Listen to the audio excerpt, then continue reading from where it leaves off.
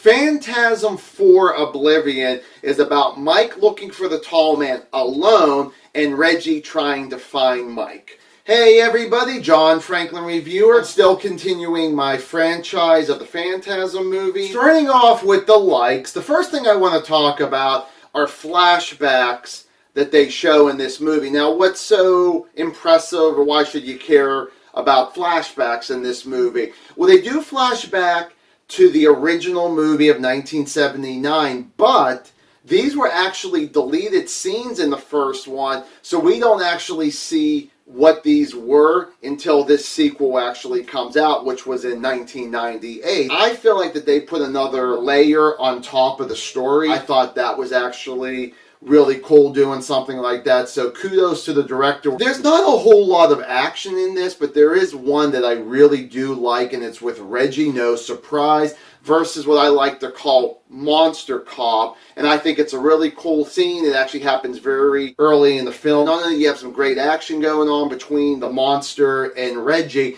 but Reggie, in my mind, has one of the coolest one-liners at the end. Going with Reggie, once again, he's still a cool character. He's still a badass. Mike, once again, played by A. Michael Baldwin, a lot better when it came to his acting compared to part 3. I was more engaged with his character in this one than I was in part 3. And the final character I want to talk about is the tall man, played once again by Angus Scrimm, who does a good job. It's great to put him back in the likes because he is front and center as the villain, where the last time was the very first one where he was like that, where in 2 and 3, I had him in the dislike. Great actor, very scary when he needs to be, but he wasn't in the movie that much in those 2 sequels where it's like, hey, how are you? I'm actually the main villain here. Now let's get back to the heroes and the henchmen that's going to try to kill our heroes. But in this one, not only is he front and center, he also plays another character named Jebediah Morningside, who is actually the funeral director.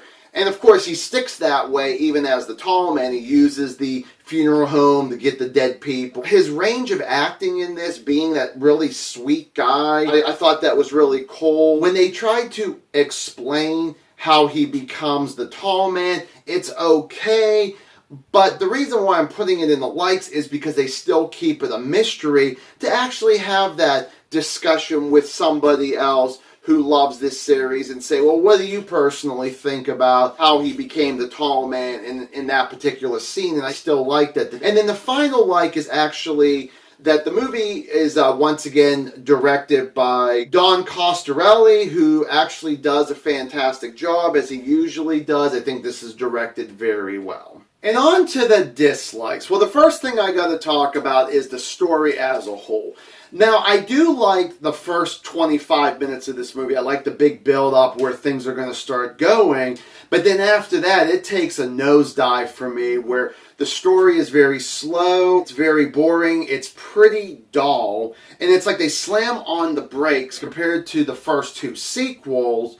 That was like, oh, these were great action-packed scenes, and then all of a sudden, we hardly get any of that in this at all. You get Mike in the desert trying to plan and figure out how to get the tall man out of the darkness into the light so he can try to kill him again. And I'm fine. That's pretty much what the whole premise of all this franchise is. But for some reason, this is the first one where I'm very bored with it. I don't care what's going on after that first 25 minutes. This is a really low-budget movie. We probably have about 7 people in this entire movie. The silver flying balls, they're not really even in it that much. We got Mike's brother, Jody. I loved him in the first one, and when they brought him back in the third one, he was at least okay.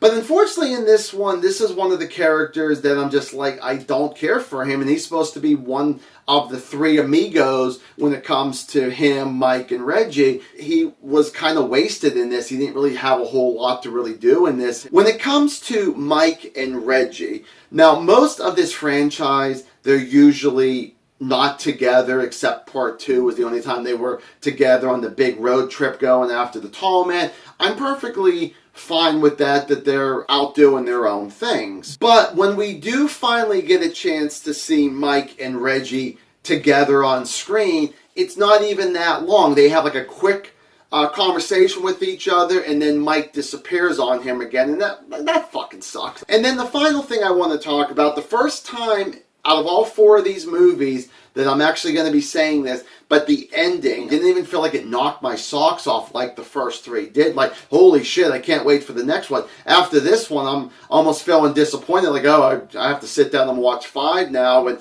I didn't care the way that this actually ended. Phantasm 4 Oblivion, I'm going to go 1 out of 4 stars. What did you think about this movie? Did you actually like it? Do you agree with me at all? Give me a comment down below. We can discuss it. So thank you guys so much for watching this video. I will see you guys in the next one. Bye.